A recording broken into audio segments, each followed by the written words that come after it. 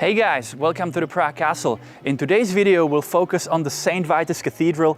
This video will be part of a series where we'll cover all the interiors of the Prague Castle. So we'll do the St. Vitus Cathedral, the Old Royal Palace, the Basilica of St. George and the Golden Lane with the Daliborka Tower. So we'll focus first on the St. Vitus Cathedral, which is the most important church in our history. This is where most of the Czech kings got crowned here, they got married here, and most of them are buried here.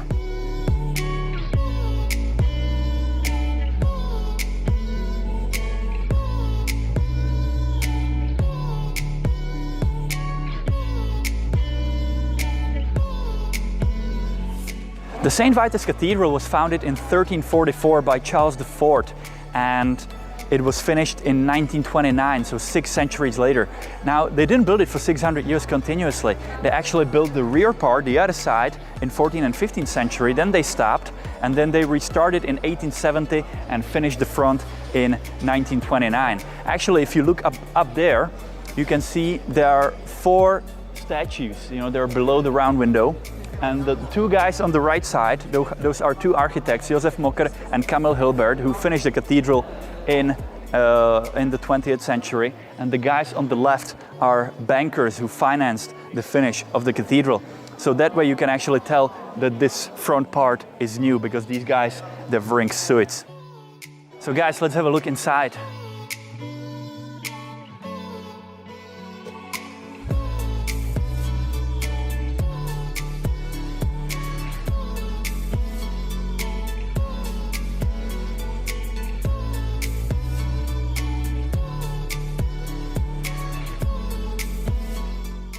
So guys, now we are inside the St. Vitus Cathedral, beautiful Gothic church. The old part from 14th and 15th century begins where the golden statues are. So there used to be a wall in the past and people entered on the side. That's where the main entrance used to be. And in 1870 they torn down the wall and made the cathedral twice as big. So in 1929 it was finished to celebrate the 10,000 years anniversary of the murder of Saint Wenceslas, who's buried here. So guys, the section where we are right now, it's accessible for free, but you can buy a ticket, the B circuit, and it will allow you to go in the back. So let's go.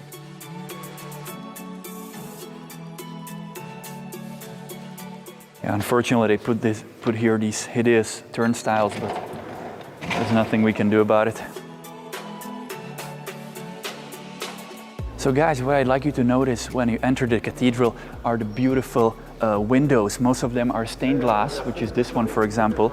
This one is from 20th century, and stained glass is like pieces of colored glass put into a mosaic.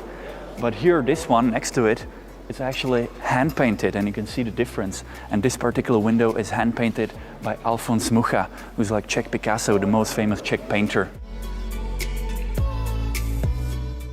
Now what's interesting, if you look on the bottom, there is an inscription, Bank Slavia, because that's one of those banks that paid for the finish of the cathedral in 20th century. So they put their advertising there, like this cathedral was brought to you by Bank Slavia.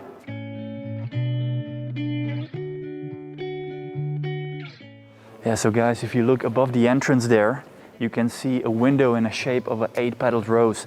It's called Rosetto, and it's a typical feature of Gothic cathedrals. It's very pretty, especially in the evening, because this is a western side and you've got the sunlight coming through it and creating beautiful scenery. Now over here we have the original entrance into the cathedral before the new part was finished. And the old part actually began over here. So there used to be a wall that had to be torn down in order for the cathedral to be extended. So this is the old section from 14th and 15th century. So let's go inside, let's have a look. Yeah, over here we have a chapel of Saint Zygmunt. Now Saint Zygmunt, he was a saint who lived in France in the 6th century, and Charles IV, who grew up in France, he's the founder of the cathedral, he received the bones of Saint Zygmunt as a gift from the people of France, and he named his second son Zygmunt in his honor. Now if you look on this side here, you can see a sarcophagus, white sarcophagus. This is Ferdinand Habsburg. the first Habsburg on the Czech throne who became king in 1526, and he started the 400 years rule of the Habsburg family in the Czech lands. So he's buried there with his wife Anna Jagiellonská and their son Maximilian. Now over here we have a room where the priests get ready for the service. And here we have Baroque confessionals.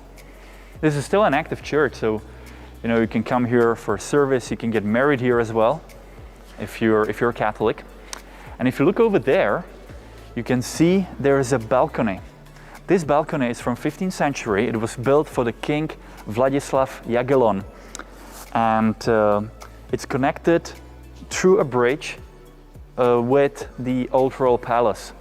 And so Vladislav Jagellon, he didn't have to go through the main entrance with everybody else. He simply woke up, and from his bedroom he would go across the bridge into the balcony, oratory, pray, and go back. So it was for privacy and for security and also for convenience. Now here we have a very interesting carving which shows us what Prague looked like in 1620. It was done in 1630. It took the guy 10 years to make. So wooden carving of Prague, what it looked like in 1620. Notice back then only one bridge in Prague. It was the Charles Bridge, and no statues on it, right? And today there are 18 bridges in Prague.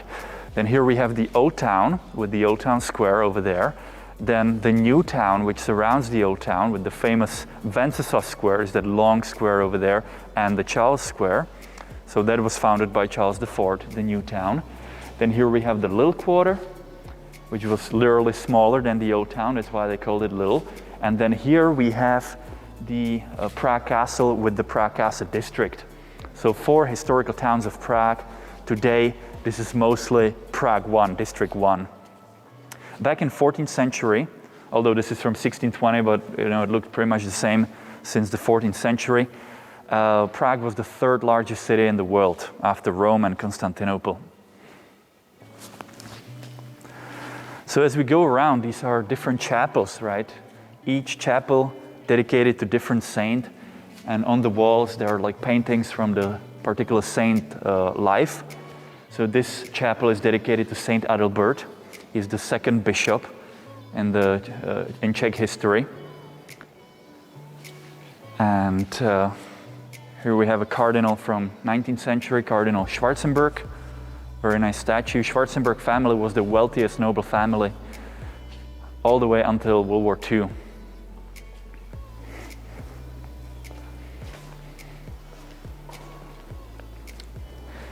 And here in this painting we have a legend of Saint John of Nepomuk. Saint John of Nepomuk, he was a vicar of the Prague's archbishop in the 14th century, and according to the legend, the queen confessed to him, which we can see over here. The king, Wenceslas IV, he wanted to know all the confessions of his wife, so he invited him to the castle. Saint John of Nepomuk refused to say anything. The king got angry, they imprisoned him, they tortured him, and then they threw his dead body at night into the water from the Charles Bridge. And Saint John Nepomuk became saint much later. The historians, they figured there's no historical evidence for the confession part of the story. He was actually killed as a result of a political struggle between the archbishop and the king. And notice here on the ground, we're actually walking on graves of bishops. And then here in the chapels in the back on the side, we can see kings already. So these kings, they're older kings. They were like kings before this cathedral was built, and they were actually moved into the cathedral after it was built.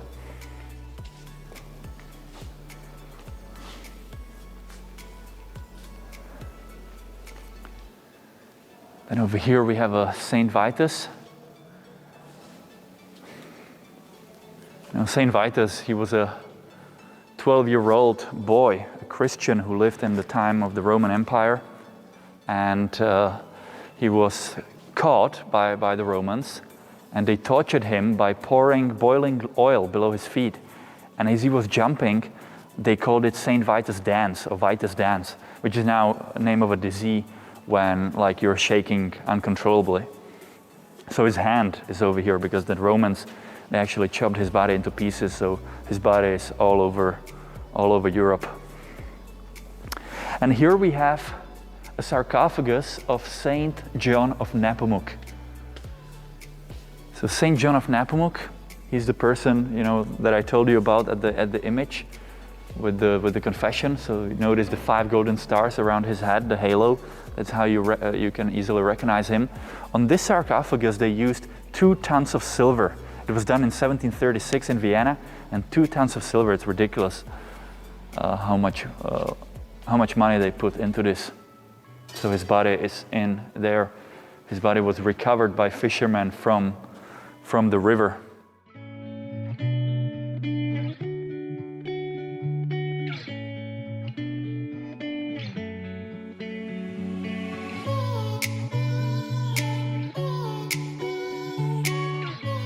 I notice here the W, the initial, that's Vladislav Jagellon, who had the oratory built. And over here we have the entrance into the crypt where most of the kings are buried. Unfortunately, it's not accessible right now. And here we got to the most important section of the entire cathedral, is the chapel of Saint Wenceslas. Saint Wenceslas is buried in that red sarcophagus in the middle. And notice the precious stones that are, on the walls. It's decorated with the precious stones, or semi-precious. So the Duke Wenceslas, he ruled here in the 10th century, and he's the patron saint of our country. So originally in 10th century, there used to be a small church, that was the size of the chapel.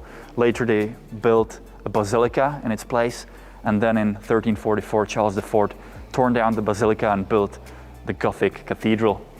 Now in the chapel, in the corner there's actually a door leading into a chamber where we keep the crown jewels. And there are actually 7 keyholes in that door, and each key is held by a different representative of the Czech state. For example, Prime Minister, President, Archbishop, and so on.